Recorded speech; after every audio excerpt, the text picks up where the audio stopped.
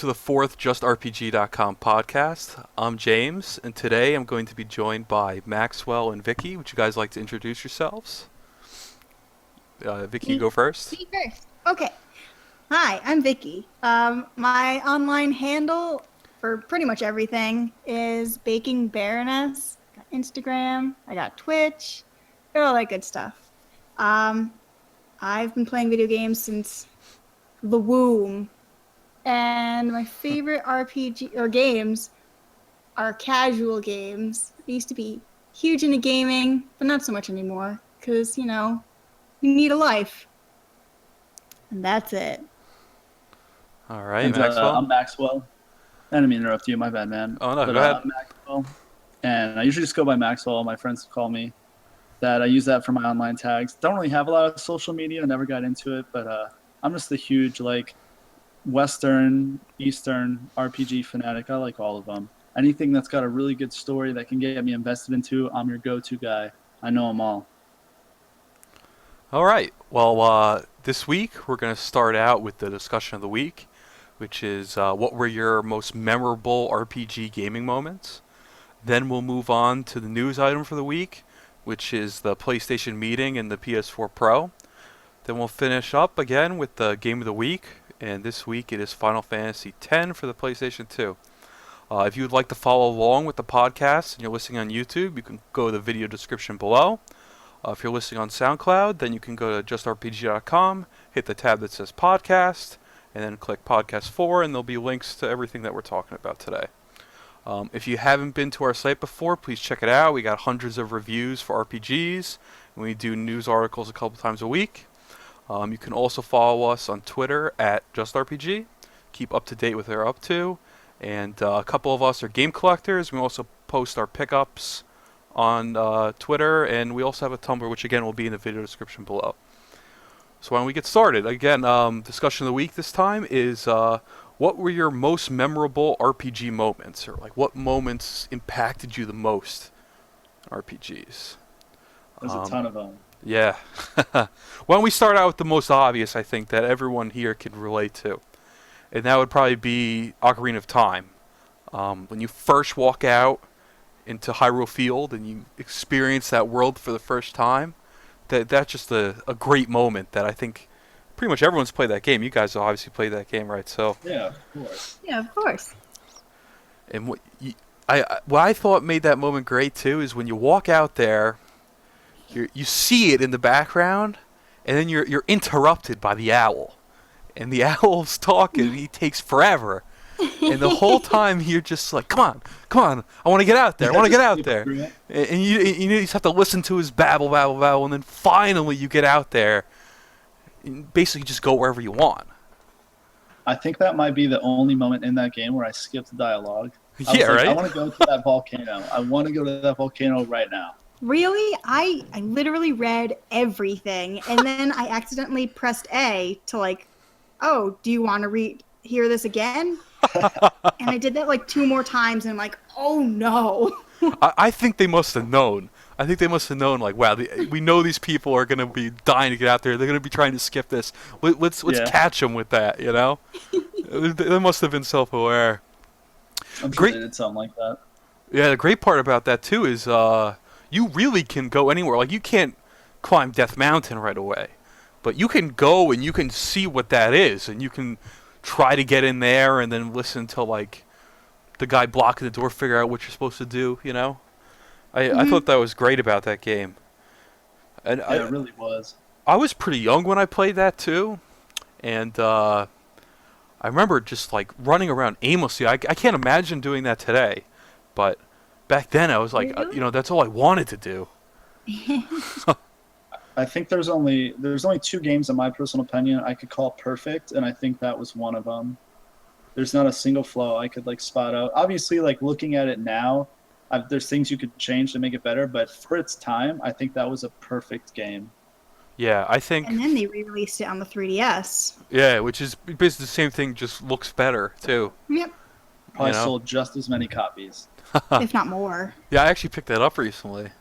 It's Oh, sweet. for 3DS, yeah. They also printed a Nintendo Selects for that. So the price went down on that. We actually did an article about that last week. But yeah, Ocarina of Time is definitely up there. All right, Do any of what the boss fights like stand out to you? Like any of them? an Ocarina of Time? Yeah. Honestly, I like the first one. I forget her name, the Giant spider. I forget the name too. Should we Google it For really some quick? reason, Oh, no, I want to it's say like whatever. Mobley or something like that. I don't remember. I'm just throwing out names. I remember that one being fun because you have to. That one's all about like Z targeting, which is new in that game. Mm-hmm. You know. Yeah, a lot of the bosses always used like whatever item you had found in that like dungeon. It was usually like used for the boss.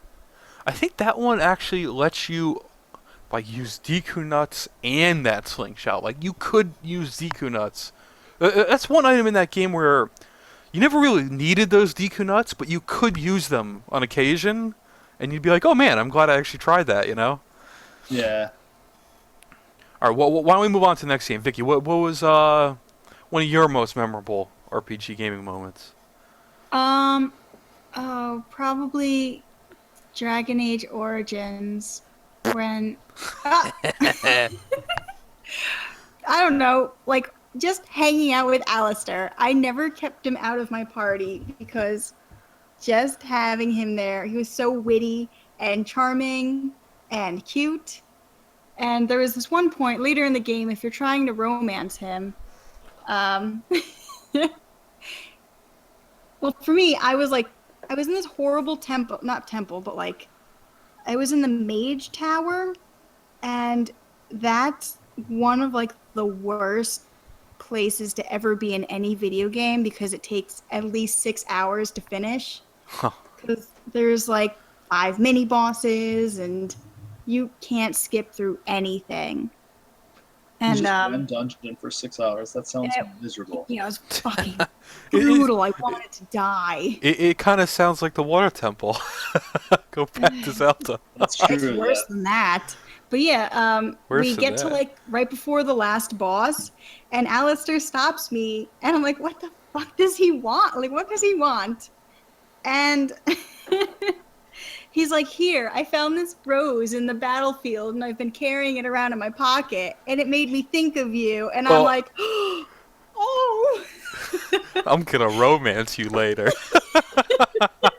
And it made me like completely forget about how horrible of a time I was having in that temple. It's interesting. I guess that shows how like good writing and character design could make a game, more enjoyable. I mean, like all the characters were written so well. You get so close to all of them. And I know it's like really weird to fall in love with like a video game character, but like he was perfect. No, I know what you mean. Like it's the emotional attachment. You're not really like in love with them or the story of like what they bring. I have sometimes I'll play RPGs where you have like an optional party, and there's some characters that like I know aren't as good as others, but I like kind of force myself to use them anyway just because I like that character's dialogue and Aw. stuff like Yeah, that. me You too. know. I do the same thing. Yeah. Any specifically? I'm thinking Tales Symphonia, again, one of my favorites. There was this one character, I can't remember his name for the life of me, but he had blue hair, he was all kicks. And there's one part of the game where he's handcuffed the whole time, and I guess I think his backstory was like he did something bad, and this is to punish himself. He keeps himself handcuffed. But at one part you're stuck in a prison, and he actually uses his hands and does like a Kamehameha wave and blows up the freaking prison. And I'm like, oh my god, this character is forever in my party. And he never does it again, but I always in the back of my mind thought, oh, if I do it, I'll get to see something like that again. It never happened, but I definitely like that character and used him even though he wasn't the best because of that. That's awesome. All right, why don't we move on to one of yours then, Maxwell? Yep. All right, for me, all right, you guys can make fun of me, and I don't we know. will. I don't know how many people have played this. It's a game called Heavy Rain. Okay. This moment was really impactful because it really like set the setting for the rest of the game for me. So to give you like a short narrative game, Heavy Rain, it's a game, it's like a kind of choose your own adventure kind of playthrough. I consider it a role playing game because you take the roles of like 4 different characters and every choice you make has impact on the others. Well, there's a moment where the main protagonist, as they portray as the good guy, he's doing these quests from the killer in the game. And there's a moment where you have a choice to cut off your finger. And it just has the setting and the scene in the room. It reminded me of Saw so much. And everyone I've spoke to about it just really reminds them of Saw. And then it goes from like being like this casual kind of like mystery to like finding out this like killer to like, oh, this is for real. Like this is going to get intense. And it just, you controlled like the scene. You have a choice to like, spoiler alert guys, you have a choice to cut off your finger to get a reward, which is like knowledge to like the whereabouts of something happening later in the game, which I won't get into. But just the whole controlling your character, like cut off his own finger, and the voice acting and intensity. It was just, yeah, it really set the setting for the rest of the game. Well, I was going to play that game. I have not played the game, but now that you say this, I will not. I am not into that. What? Why not? I do not like horror games or anything like that. I know that's not a horror game, but I'm really just joking. But I mean, that sounds pretty intense. That sounds pretty memorable. It set the setting. Like that's the best way to describe it. Is like everything that happened there on out in the game was like just the setting was kind of like, oh, like you're just like worried about what's gonna happen, and it really sucks you in. Huh? That's cool. All right. Well, I think we're making good time, so we can go through another one each. All right, I'm gonna go back to Tales of Symphonia again. I know I'm a fanboy for this game, but Tales of Symphonia, yeah, it's definitely one of my favorites. But again, spoiler alert on this one. Basically, for the first at least 10 hours, maybe even more of that game, the premise is you're escorting Colette, this younger girl, who basically thinks that her father is like an angel, and that she's gonna like basically sacrifice herself to save the world, which happens every couple of years in this gaming world. So you're playing through. That's been your mission this whole time, and at one point in the game, you find out that it's not exactly what you think it is, and really the angels are the bad guys, and they're trying to use you. And then there's this whole really then at that moment the whole game opens up. When I was first playing that game, my GameCube back in the day, when that happened, I was like, wow, this game is definitely something special. This is actually a decent story here. And then I really got into it. But yeah, that's definitely one of my biggest moments. I remember that moment a lot, as in, when that exact moment happened, that's where I got in. I was interested, like, oh, okay, so what's next? Yeah, like I'd say until that moment, it's pretty generic RPG. And they do drop a few clues along the way to lead up to this, but yeah, like when you replay it, you really notice something. Yeah, and I like that. I like that with games when or even like a movie or something, when you know what the twist is, then you rewatch or replay, and then you know what to look for. Yeah, that was definitely something special in there. All right, well, Vicky, you have another one? I do. I'm gonna go to the game we're covering tonight. Okay. Which is Final Fantasy X. It is. It is. And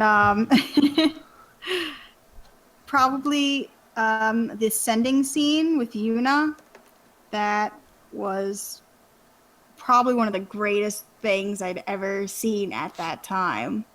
Like, all right, it was on PS2, which was like okay with graphics.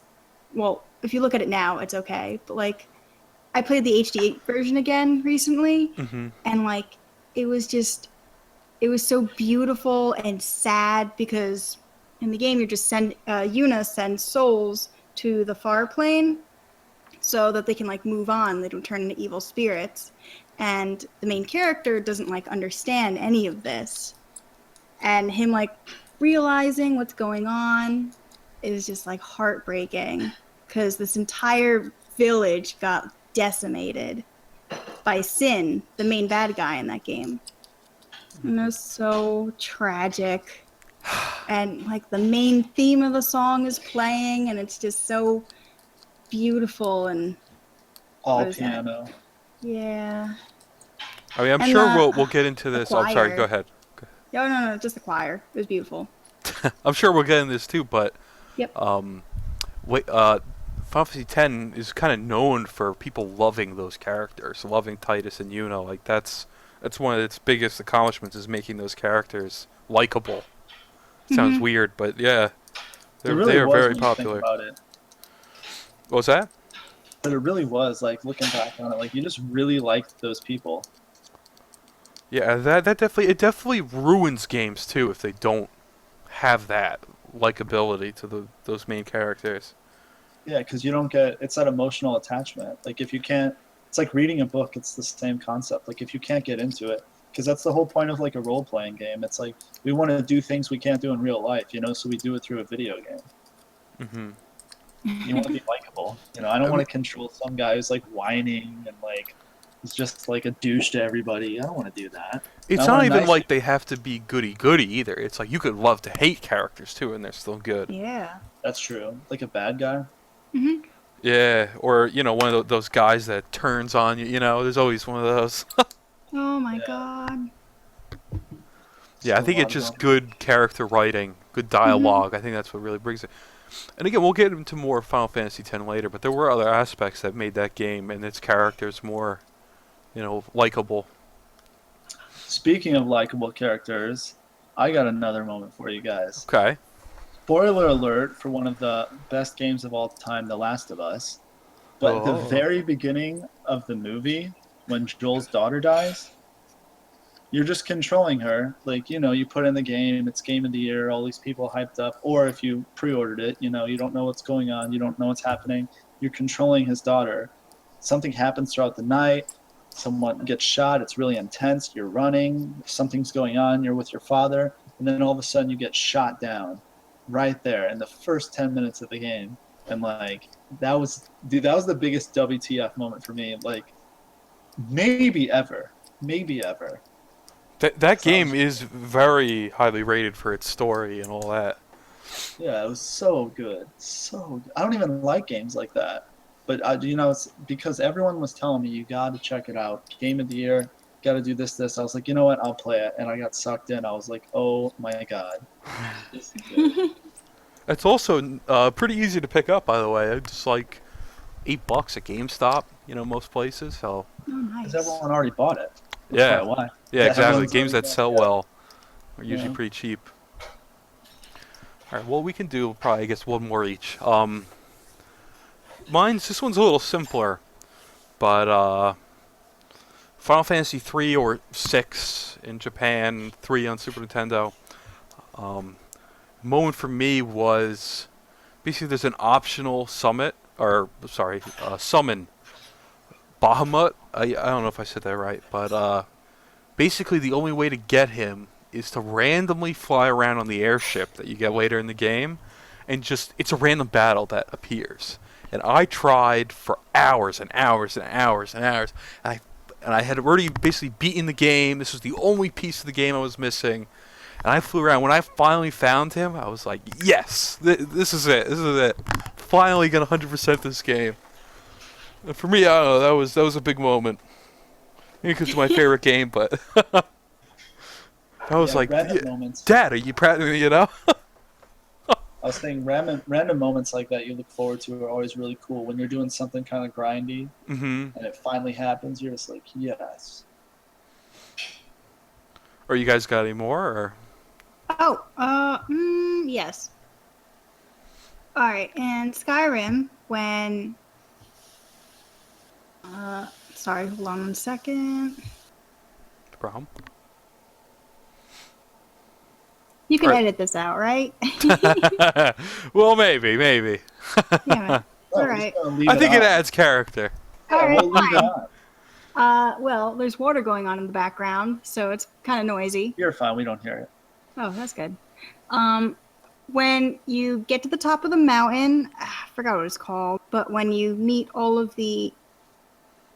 What are they called? Those, like, The elders? old priests. Yeah, the elders. Yeah. When you meet all the elders and they're like, oh, well, there are dragons. They still exist. And you meet Parthenax for the first time. That was crazy. That was pretty cool. Seeing the dragon. That's what everyone got Skyrim for, is to fight dragons. And you finally see Yeah. it. Yeah. Well, I didn't good thing even, they like- included them. I know. Yeah, right? So, like, it was, like, awful because, like, kind of a spoiler. At the end of it is a spoiler. And near the end of the game, you can choose to kill him. And I don't understand why you would at all, ever, because he's one of the oldest dragons ever. And he has, like, so much knowledge to give. Why would you kill him? Well, you'd be known as the person who killed the oldest dragon. Yeah, You but want why? power. Who cares? I don't know, someone who wants power in Skyrim. I guess so. I forget that people play, like, evil characters and whatnot. I wonder what the percentage is of people who like play good in those kind of free open games, or versus who plays evil characters. Curious to see Yeah. what that is. I'm pretty sure the percentage towards, like, at least somewhat good, like, I guess chaotic good, I'd is say kind of high. I'd say it's probably everyone's or most people's first playthrough. They probably play good, Oh, yeah. and then like Yeah, I this is think how you play the story, you know, and then they replay. I'm pretty sure everyone who's really into that replays it, you know, or does Kinda something like, with it afterwards. That game where you're the photographer Yep. I was speaking about earlier. You could see the percentages. God, what's it called? The PC game with 5 episodes. Oh, Life is Strange. Yeah, Life is Strange. They show you after you finish. They show you like what percentage of people chose what decisions and did what actions. It's Oh, so that's neat. awesome. A lot of them are like 50-50, which was like interesting. But then there's like the obvious ones, you know, like where a girl's gonna do something really bad, do you save her? And like everyone saves her. No, they didn't. I know. It's about even. One of my Say friends that. was like, one of my friends didn't. And he's like, well, I think because her as a character, I'm playing as her, so she wouldn't make that decision. And I'm like, what? How do you know? Yeah, you're supposed to be you. Like, I'm a guy, and I was playing as the girl. I'm like, I'm making every decision I would make. Yep. That's the point of role-playing games. All right, well, I think we got time for one more if you got one, Max. Otherwise, we'll move on. One more. All right, you know what? This is for me because I want to throw it out there, and I know a lot of people won't relate to it, but spoiler alert for Suikoden 2. Nanami's death happens. She's a character who was just one of the nicest overall good people. You know, she was one of the good guys. And there's a point where you have this fight in a castle, and she uses herself as a martyr to protect her friend from some arrows, and you don't think like any of the characters can like die off because you're like playing as them and they have all this good dialogue, and then all of a sudden just you're at the top of like castle corridors, and then kadoosh, arrow to the heart. And she gives her a farewell speech, and you're just like, well, this kind of sucks. Just killed the mood. I don't want to play this game anymore. Have you Well, guys ever eventually- played Legend of Dragoon? Had a similar Yes. I have early seen on that. too. Had a similar moment where your likable Lancer ends up in trouble. You lose him as well. Why did they do that, man? You know Well- what I didn't care about, and this is going to trigger everybody listening. It's going to trigger everyone. I don't care that Ares died in Final Fantasy VII. She was weak. She was bad. I never put her in my party. I'm triggered. Everyone's triggered. Every listener is like, you know what? I'm done. No, listening. I didn't like her either. I didn't think she was very likable. Yeah, I didn't either. It's all about Yeah. Tifa. Yeah, for sure. Yep. She was cool. She like punched and kicked, and like she was like a badass. Like Ares was just kind of like happy-go-lucky, healed everyone. Like I don't know. I'm never a fan of those kind of weak healer characters. Yeah, me either. You definitely need them, but I never can get into them.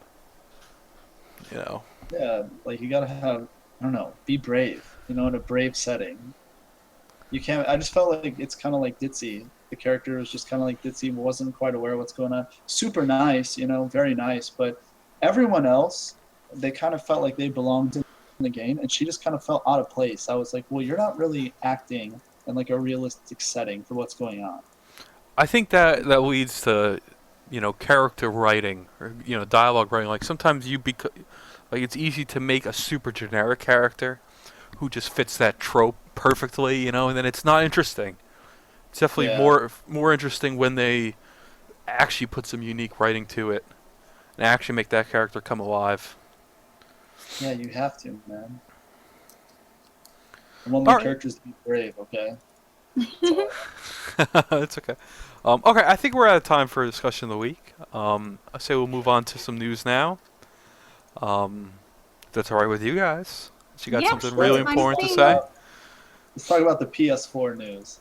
All right, so the other week, there was what they call a PlayStation meeting held by Sony.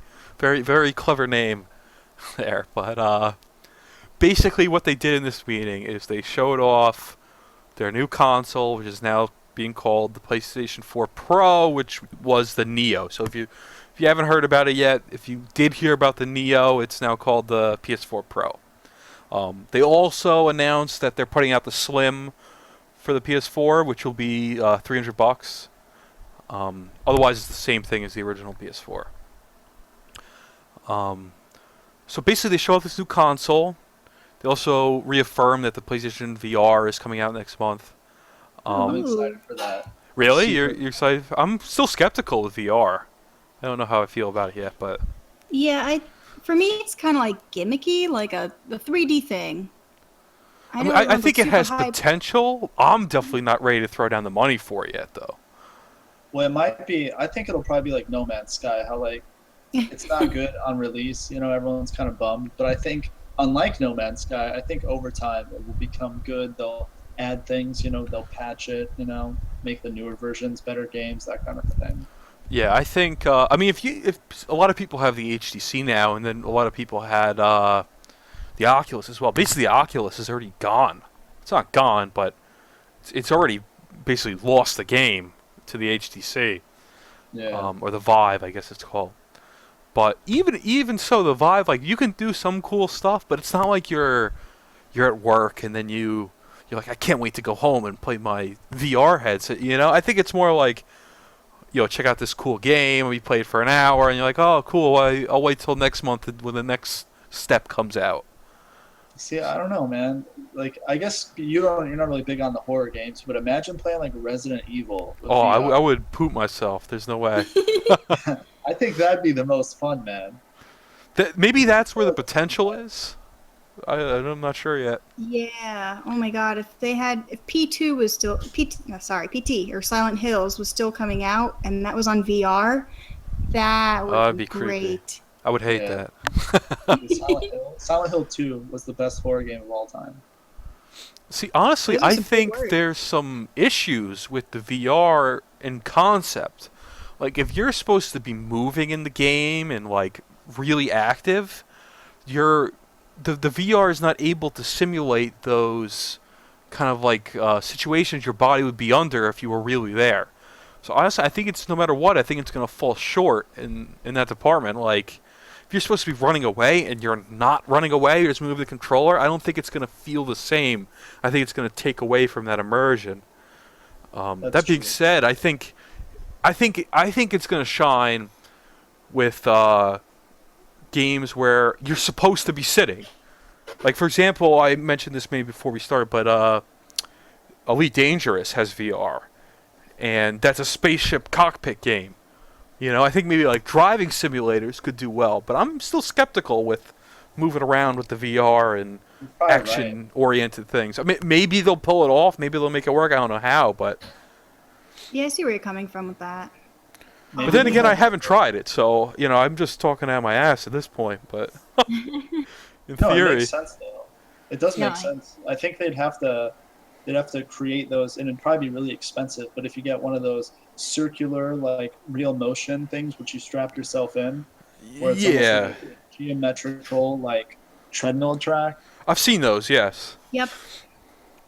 Now, how Then much that- do you think that is going to cost? Yeah, Adding at that least to like $1,000. Yeah, adding that to your, oh, by the way, $400 PS4 Pro and your VR headset and your treadmill, it's starting to add up pretty quickly. Yeah, that's true. So, I mean, maybe over time that will be fixed. Maybe it's gonna work fine when it comes out. But I'm definitely not waiting at the door the day it comes out for anything related to VR. Yeah, I don't think a lot of people are, except like the very wealthy. But I think it's cool that that's an option. Yeah. Like, oh, here's another reason to get a PlayStation. Eventually I'll get the VR. Yeah. So, That's a good point. All right, why don't we get some more details about the PS4 Pro? I think we got a little sidetracked, but all right. So the spec-wise, it's supposed to have double the GPU power compared to the original version. It's going to natively support 4K and HDR displays, which I'm sure tons of people have, and it's also going to come with a 1 terabyte hard drive, which I guess is nice. Of course, it has the VR support. They are claiming at this point that every game, which is this part's very blue, every game that's already out can be upscaled on this new version, and every game coming out in the future will still work on the regular PS4. That part I'm a little more skeptical about, but that's what they're saying now, at least. It also should be noted that they're putting out an update for the regular PS4's firmware, which will let you use HDR displays as well. So, I mean, what do you guys think about this? What did you first think of when you heard about this? Were you excited, or I did not care. I just got a PS4, I don't know, this year. So, oh wait, no, I got it for what's it called? Black Friday, and I was just happy with that. And I don't want a new system. I'm not ready for the new wave of next-gen consoles. I'm still getting used to my PS4 and my Xbox One. See, I don't get the impression that it is that next step, but... All right, go ahead, Max. Why don't you give your 2 cents first? Well, I was just saying, kind of like the same thing with the VR. Like, it's nice to know, there's the upgrade out there, because, it means we're making progress, but it's not something I think someone would get excited for. It's just something like when Black Friday comes up, stuff like that, you see what the deals are, and if it's convenient, you got the money, you go out and get it. It's, you know what I mean? It's one of those things, the potential's there, but you're not, super excited to go see it. You like knowing that it's an option, kind of like a Chinese buffet. You don't get excited. Every now and then you want some Chinese food, you hit up the buffet, get your fix, and you're good. As soon as you said Chinese buffet, I just instantly thought of getting sick after eating too much Chinese buffet. That does happen sometimes. Now, what I'm thinking about this is basically, if you don't have an HDR or a 4K TV, then there's no reason whatsoever why you would get this, right? Am I correct in thinking that? There's no reason why you get that. How many people have a 4K TV? Not a lot. Well, I think there's another reason. If you have every single game for the system, maybe you want the hard drive. But if you can afford that, you probably can afford the 4K. So yeah, it's probably true. Yeah. Well, but no, you're correct. What I instantly thought when I saw this, I'm like, wait a second. Who makes 4K TVs? Oh, Sony makes 4K TVs. And they're like, oh, okay. Perfect. But what... All right, full disclosure, I don't have a PS4 yet. So there is one piece of good news that I got from this, is that possibly the regular PS4 with the PS4 Slim and the PS4 Pro coming out, the regular PS4 model might drop in price, and that I might actually get a PS4. That's kind of my take on this. But, I mean, other than that, I think it's pretty lackluster. Also, I watched the live PlayStation meeting, as it was coming out, and I guess it was very hard. It's a very tricky thing to market, because you can't see the difference if you're watching at home, not on a 4K TV. And if you're watching on YouTube, period, live, you no matter what, you can't. It's not streaming in 4K, so you definitely can't see the difference. For me, I was kind of like, okay, this is neat, I guess. So I don't know. Maybe that caused a problem. Or it did cause a problem with the marketing, or it's going to in the future. kind of like the 3DS. Like, you can't see that 3D unless you physically have one in your hand. Yeah. So, they also showed off. Oh, go ahead. I was just saying it's good to know, But I agree with you. Like, it's hard to tell, like, if you're there in person. But maybe that makes people curious. They go and get it. Or maybe it makes them go to GameStop where they have ones, set up. I'm sure they're going to do that soon, at least, or Best Buy somewhere. Too. More marketing, another reason. Hey, let's go here, check this out, and all of a sudden you buy something there. So I think it's good for them. I think it's good when they do things like that.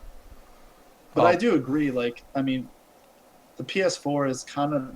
I mean, the PS3 lasted a solid 10 years, before needing like the next system, and it hasn't been that long yet. PS4 needs their 10 years.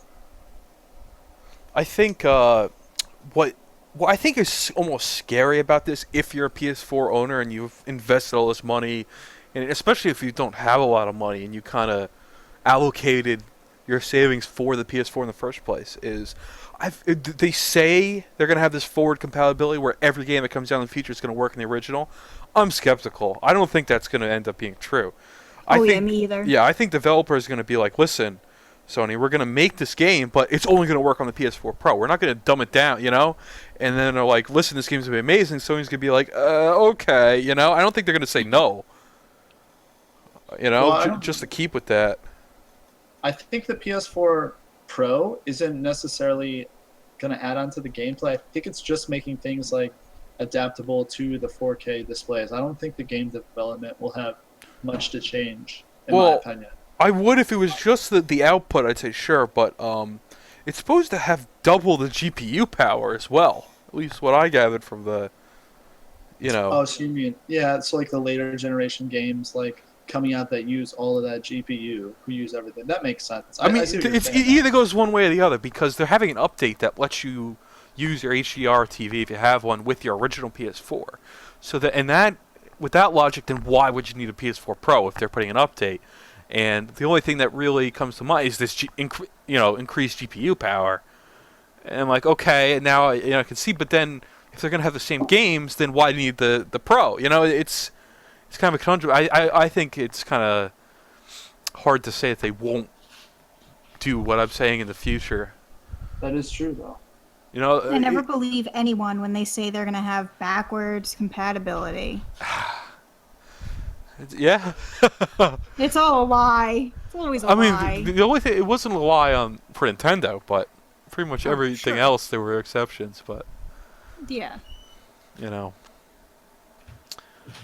right, well, I think we covered that pretty well. The only stuff to mention that they also showed in that was they showed a couple new gameplay trailers for a couple new games. They show off a new trail for Horizon Zero Dawn, Call of Duty Infinite Warfare, and the new Mass Effect Andromeda. Which looks sick. To be honest, when I watched the trailers, I was like, these are the most boring trailers I've ever seen. Like, I was watching Horizon Zero Dawn, and it's like, I guess the focus was on the graphics and like, oh, this is the new PS4 Pro. Look how great it looks. But it just shows like a character looking around, and then and Horizon Zero Dawn, the character's looking around. They like jump down, and then they like climb this monster and like deactivate it. But there was like 2 seconds of combat, if even, and then that was it. Well, I think that's like the point of like trailers, though. They're always gonna like make their like keen eye on like the graphics. I mean, if you look at, I guess for this occasion, yeah. Yeah, but I will agree. If you saw the new Kingdom Hearts trailer, that's a trailer. Oh, I did not. I definitely have to look at that. Yeah, that's a good one. But I think Mass Effect Andromeda looks good. Yeah, that trailer was a little better, but it basically just showed the character platforming in a pretty impressive looking world, but gameplay-wise it showed nothing. It just kind of showed off the setting and the just some simple graphics, which I guess was the purpose of this press conference, was the graphics. Yeah, you get a little tease. Now, I'm not a fan, but the Call of Duty one was a little more exciting. I guess it showed some explosions and some running around and some shooting, but again, I can't get excited about Call of Duty, but I'm sure some people do. So if you're into that, there was definitely something to see there, if you haven't already. Yeah, anything else you guys would like to add? No. Not for me. Okay. Yep. All right, so why don't we move on to the game of the week, which again this week is Final Fantasy X. Start out with some kind of background on the game. The game was first starting to be developed in 1999 with a $32.3 million budget and a very large team of over 100 people. The game was eventually released in Japan in July of 2001 and in the United States in December of 2001. The game sold very well with 6.6 million units worldwide in the first year or so.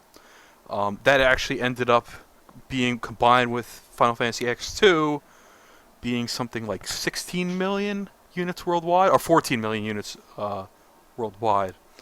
The development of the game was pretty interesting for the time. Again, this is PlayStation 2, so this is quite a while ago compared to what we're playing with now.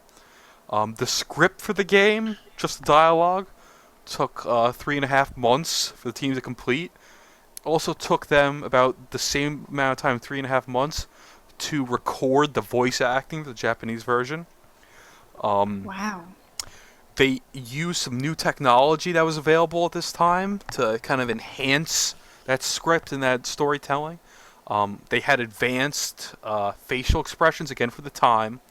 They used motion capture devices and skeletal animation. Basically, they recorded people talking to get a more natural-looking, character in the game. This actually caused problems for them when they translated it into English. Because if they had longer recordings for the English voice compared to Japanese voices, apparently the game couldn't handle it and it would crash. So the guy who helped localize it said that he equated it to writing 4 movies worth of haiku to make it work in the game, which I thought was pretty interesting. It was also the first Final Fantasy game to have full 3D backgrounds. It was also the first Final Fantasy game in a long time to move away from the active time battles and then go back to more turn-based, take your time, strategy-related battles. It was also the first Final Fantasy game to actually have a direct sequel. So it definitely opened the door because they've pretty much done that with every Final Fantasy that's come out since, right? So. Yep. For the most part, yeah. Yeah. So why don't we move on to impression? What do you guys think of the game? Favorite Go ahead. Final Fantasy ever. I know it's like a an bold unpopular statement. opinion. It is. But, I mean, alright, so it's up there. 6 is up there too. But, 10 was, the first one I really got attached to. That might have been our age, because that's me too. 10's my favorite. Do you remember the demo? Playing the demo? No. That came with Dragon Quest VIII, right? Yep. No. That's I think we're mistaken. I think that came with the next Final Fantasy. I think it was 12's demo was in there. It came with an RPG, and I think it was Dragon Quest. It wasn't 8, because I think 8 came out after. Oh, that's the only one on PS2. Yeah, I think that was with Final Fantasy 12 with Dragon Quest, but I think it did come with the game. I forget which one though. Yeah, and it came with the demo, and I was like, you fought on the beach. There was a beach area that you fought monster battles on, I think. God, that was so long ago. But I believe that's what the demo was. So, in terms of gameplay, do you guys... Alright, well, let's start with the different versions instead. So there's the PS2 version, which is the original one that came out in 2001. They've since remastered it for the PS3 version and for the Vita. Those 2 versions also included additional content that was only in the international version of the game. I don't think many people are aware of that. I'm sure people bought it. I'm not sure how many people actually played the remaster, but... I did. Okay, there's one. They just I added, did too. extra mini bosses and stuff like that. Yeah, I like when they add a little more for that, If you're going to rebuy the game. Yeah. gives you something to look forward to, like when you're replaying it. Be like, oh man, I can't believe to be strong enough to like find this guy. Yeah, I mean, when I first started playing, I didn't ever grind because I thought it was the most tedious, horrible thing in the whole universe. And like replaying it on the PS3, I was like, you know what? I'm going to start grinding. And I was so overpowered. Like all the bosses were like super easy. Life was great. Well, I looked it up to go back to that point before. In Europe, the demo came with a PlayStation port of Final Fantasy VI. All right, and in the US, it came with the PlayStation Magazine. So That's what it was. Yeah, we were a little confused there, but we got it now. Hey, I was young. That was a long time. Oh yeah, I think we all were pretty young then. 15 years ago. Okay, Wow. so let's move to the actual gameplay. Yeah. Would you guys like to say something? Do you Let's like go. the new battle or the battle system they went back to, or do you prefer the I active? loved that battle system. It was so great because you had time to like sit and think and like plan. I hate all the fast-paced action, like really quick thinking on your feet. Like I would always pause in like the newer or when it was like fast turn-based, but like with this, it was you stop and you look through all your stuff and you're like, I think I'm gonna do this move. You get to dilly-dally. So that was nice. To me at least. I also prefer that. I prefer when they give you more time. Yeah, it takes the emphasis off of like reflexes and then more just like strategy. Preparing. Yeah. I also like that you could swap characters in the middle of battle. You could switch. Oh, yeah. You could switch your characters. So if like one character, it doesn't have any moves that are going to do damage, then you can swap them out for the character that does lightning, and now you're doing more damage. I like that you can do that. Not many games let you do that. I really can't think of any others, but yeah. I think this game did summons perfect because summoning somebody is like popular amongst RPGs. I would say more than half of them have a summon type effect. But I think Final Fantasy X nailed it, and I'm so surprised other games, real time and like strategy based, even tactics, like this is how you summon. This should be how you summon. So why don't you explain it? Yeah, why don't you explain it? So in Final Fantasy X, when you summon, your summon actually has their own health bar, and they have like a kind of like gauge for their abilities and like their specials, and how you have like a limit break. They even had an overdrive effect, which was like they take like an X amount of damage, and then if that X amount was high enough, they could do like their most powerful attack, which was their overdrive. And you actually got to control and decide what the summon that you chose could do. And you lose, for the time, you lost control of your party. But even when they were defeated, you would just go back to your normal party and it was okay. But just being able to like control like Bahamut, like that's insane. That's awesome. Think you could also choose which, like it's development too. Like I think it leveled up with you, correct? And then you could choose which overdrive and stuff it would have as well. So there's a little bit of customization there. Yeah, that was like later on in the game. Yeah. Yep. But yeah, they definitely gave you full control of that. I agree. I think that's the right way to do do I'm also How'd surprised you they like haven't the done that. Yeah. Leveling like the or leveling? the skill upgrades? That like sphere grid. Yeah. See, I'm not a fan of the sphere grid. I don't like when games kind of do that. I either like usage to learn new skill, or just like, okay, level 10, you get this skill. I don't really like those paths and stuff like that, because then I feel as if I'm required to look it up and learn about it before I put any points into it. Yeah. I don't know if you guys feel the same way. You definitely don't have to play like that, but I always feel like I do. Yeah, it's really time consuming. It was. I think they gave you like a map of everyone's sphere grid choices in the PS2 version or something. So, I mean, I used to really like all that stuff because I'm really calculating. Or calculative? Yeah, one of those. Yeah, words. So, yeah, words. So I loved planning and seeing, like, I would move Titus into Orin's territory, so he was, like, super strong and had, like, amazing HP. and I pretty much didn't really need Orin anymore because I had a really fast character who could do Orin's damage. I think we gotta say something here. What's the deal with Orin's gimpy arm? How come he's got that one arm that he doesn't really use? It's intense, dude. We don't talk about it. It's too cool. It's edgy. That freaked me out when I was kind of like, dude, what's wrong with his arm? What, really? Yeah. The fashion statement. Yeah, it added to his coolness. I mean, if I ever saw someone walking around like campus with their arm, I'd be like, what the hell's wrong with you, you know? Yeah, he was super intimidating. You're supposed to be afraid of him. He's a guardian. I thought he had a weird look to him. He had like those beat-neck glasses. He had the gimpy arm. I liked him though. He was one of my favorite characters. But yeah, he had a weird style to him. I'm sorry. I definitely sidetracked with the gimp arm. But let's go back to the sphere grid. What do you guys think of the sphere grid? I mean, Maxwell. I'm not a fan. I think it's way too time-consuming. But I would be a fan if I didn't know about other like leveling up in games. I think Tales of Grace's F nailed it perfect with kind of like the titles.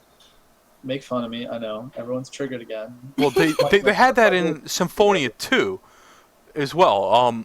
In Symphonia, it was like based on usage. If you used a certain tech enough, you would learn that next tech in that tree.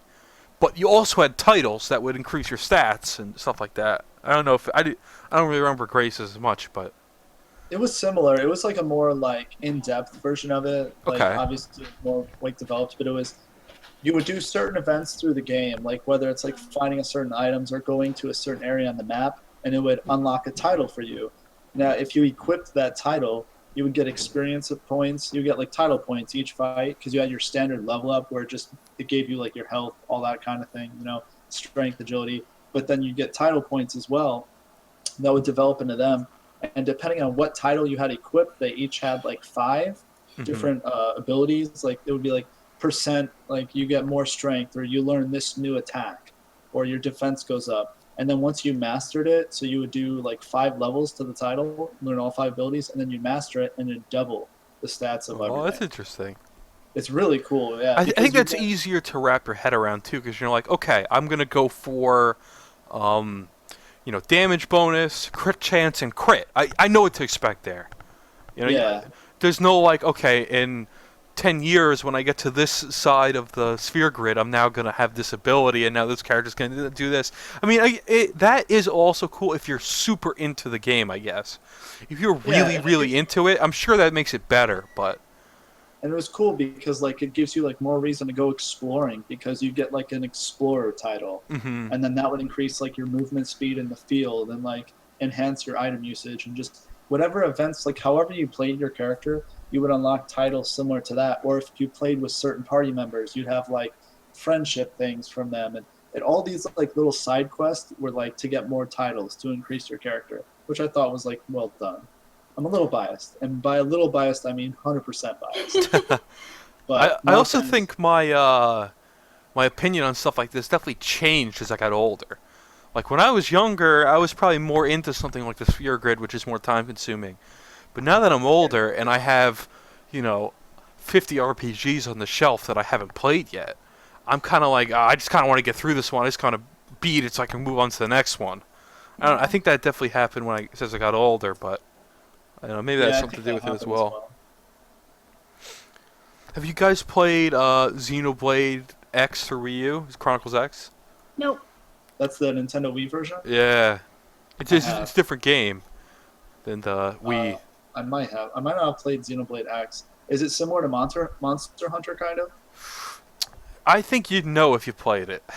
Okay. It was pretty memorable. Honestly, it's one of the best newer RPGs I've played in a couple of years. But that game like really they gave you. What was that? It's like $100 or something for a copy, isn't it? Oh no! You must be you're thinking of the Wii version, which is just Xenoblade Chronicles. Yeah, that's what I played. Yeah, on Wii U they made a sequel that's not really a sequel. That's just kind of like the same theme, called Xenoblade Chronicles X, and it's Wii U only and stuff. They also ported the Wii 1 to 3DS, so it's a little confusing. But my point is, in that game, instead of like a sphere or grid or something, there's like 10 different things that you can be upgrading to improve your characters. So kind of like you always have something to do. You know, you ever play a game like that that has like, okay, you could level up by doing melee, or you could have a robot that levels. You know, there's a bunch of different things in that. Kind of like Fallout and like Skyrim. Yeah, yeah. Kind of like no matter what you're doing, you feel like you're doing something. Yeah. All right, well, we definitely got off track here again. Let's go back to Final Fantasy X. It's okay. That's your fault. Yeah, it's your fault, Vicky. We all know. What? We all heard Let's it. talk about the story. How dare you? Okay. Yeah, let's move on to the story then. The main reason why it's the best Final Fantasy, like, it's because the story was amazing. All right, you know what? Spoiler alert. No one likes the ending. Okay, everyone Hold knows. on. We're not there yet. I know. Gotta get to the beginning. I know, but I'm just saying, like, I think the story was amazing, minus the ending. I won't talk about the ending yet, but I love the story. See, I again, when we played this week, I did not like the opening. Maybe, again, it's because I'm older, and I was a kid when I first played it, and I didn't have a problem with it then. But when I played it this week, I was like, this is confusing. There's no kind of rhyme or reason to it. Like, it starts out, you're playing Blitzball, and then, like, the town gets destroyed, and then you like, wake up, basically, and like, what's going on? Why am I being attacked? Why is there no one here? It was a little confusing. I wasn't a big fan of the opening. I know I'm going to get hate for it, but... No, it's fine. I guess. Whatever. And like Orin's there, and they don't explain why, and I just thought it was a very unusual opening. I think that's like a tutorial, though, to kind of give you the gameplay and stuff. Like, I guess, but why not show like just full motion video and get the game started first? I don't know. It seemed odd to me. looking back on it, I think because I played it at such a young age, I might be a little biased on the story. Because that's one game I haven't replayed like recently. Mm-hmm. You know, where there's like other RPGs I've played and I appreciate more. But now you might be right. Like it starts off really clunky. Yeah, I mean, again, another thing is, again, I think this is a victim of the time on it, but on top of the kind of weird opening, when you finally get to start kind of run around and do what you want, the camera angles are a little weird.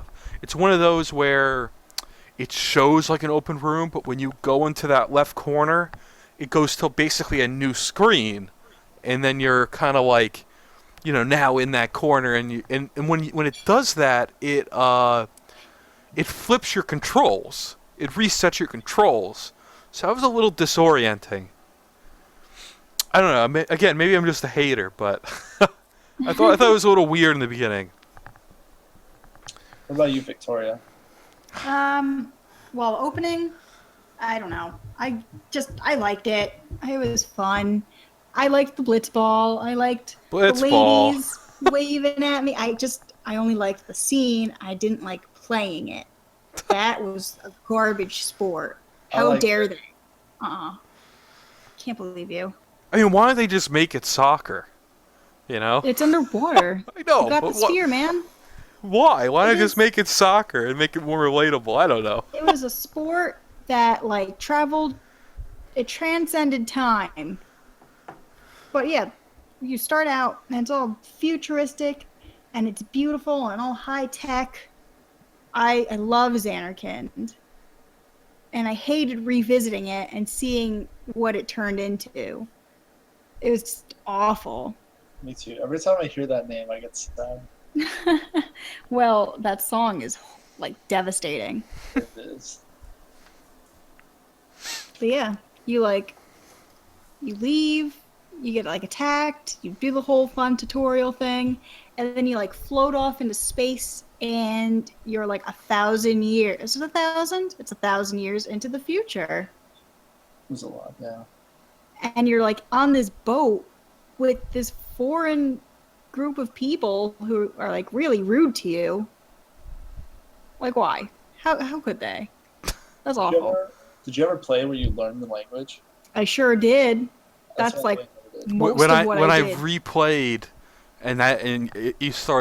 you're there pretty early, and I picked up the item. I was like, oh man, I remember this. It's like there's one speech item, I guess, on that first boat. I'm like, oh boy. Here we This go. is it. This is how I die. Well, another, I guess, interesting part of the game, not so much story related, not so much combat, is the actual setting for the game. I thought was pretty interesting. It has that fantasy feel, it has that kind of futuristic feel, but it's based on kind of South Asian, almost Filipino, I guess you could say, like culture. I think it shows on characters like Waka and stuff like Ugh. that. But see, I hated Blitzball, God. but I liked Waka. I hated Waka. He's my favorite character. He's the Are you best. serious? You can't be serious. I'm 100% serious. You're a Who troll. was the Hey. who was the Panther? Who was also a character in the original Dota? Kamari? I Yeah. completely forget about Kamari. For some every single reason, he time. was a playable hero in the original Dota. I don't know why. I don't know why they chose him, but yes, he was a character in Dota. Seriously? Yeah, Phantom So Lancer. Yeah, Phantom Lancer is him. No one ever played him in Final Fantasy X. I liked him. Yeah, I mean, I think I tried No, I actually just used. That's like literally all I did. When I went into the Sphere Grid, I'm like, oh, Kamari has some like awesome stuff. Let me just forget he's even a character. See, Until I like spear characters. But yeah, go ahead.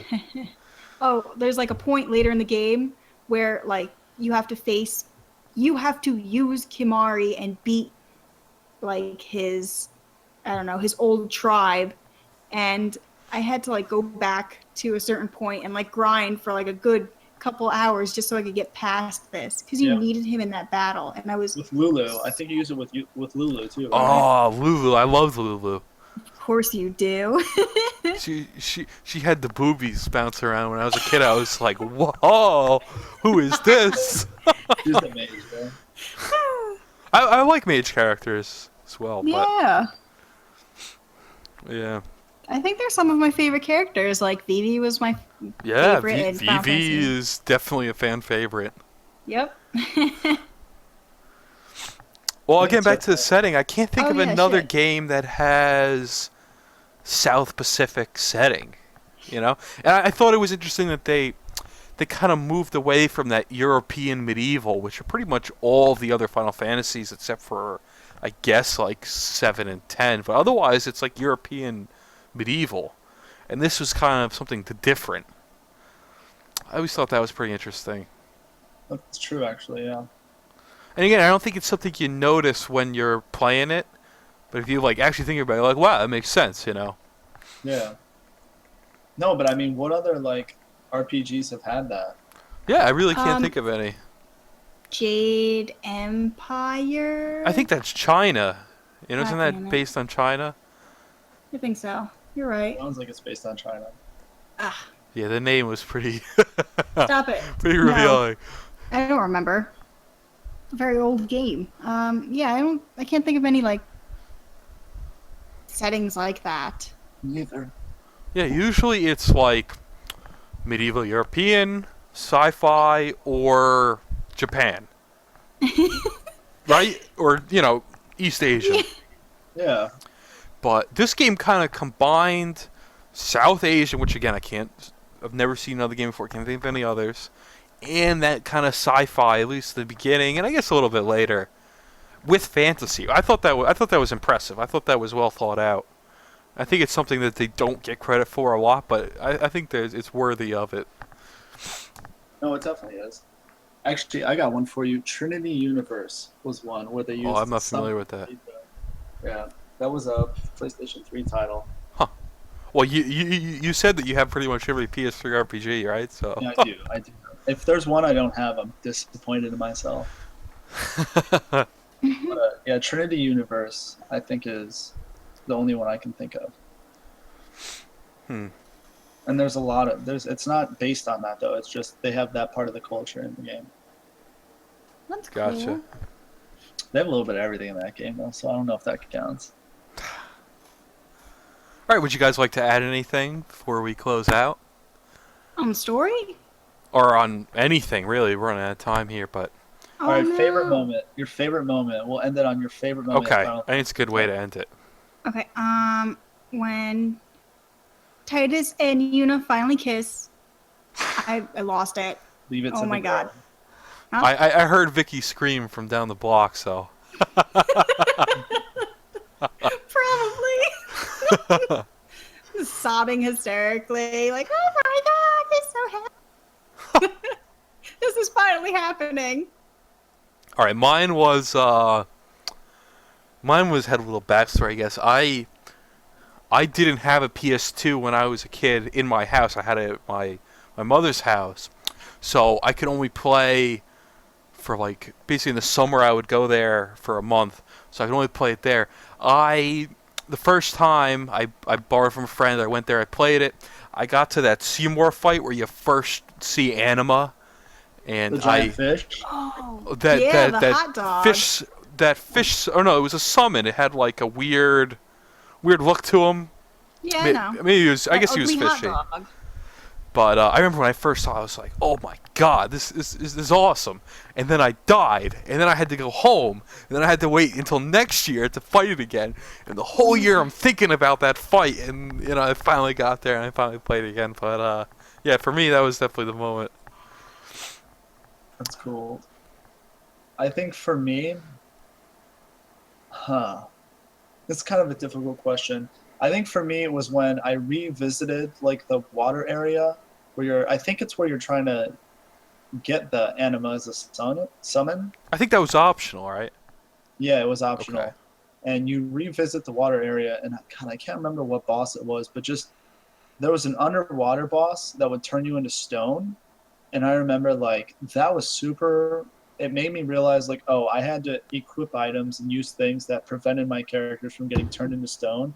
And just the difficulty, because I was a little grinder when I was younger playing it, and it was kind of easy for me. But once I finally hit like a really difficult boss, which was the underwater boss in the ruins, which you first visit, that's when it really got to me. I think that's the most memorable for me. Yeah, I like when games do that when they force you to play smart. Yeah. All right, well, I think we're about out of time. I think we're out of time now. Sucks. Well, definitely Until come back next next week. Yeah.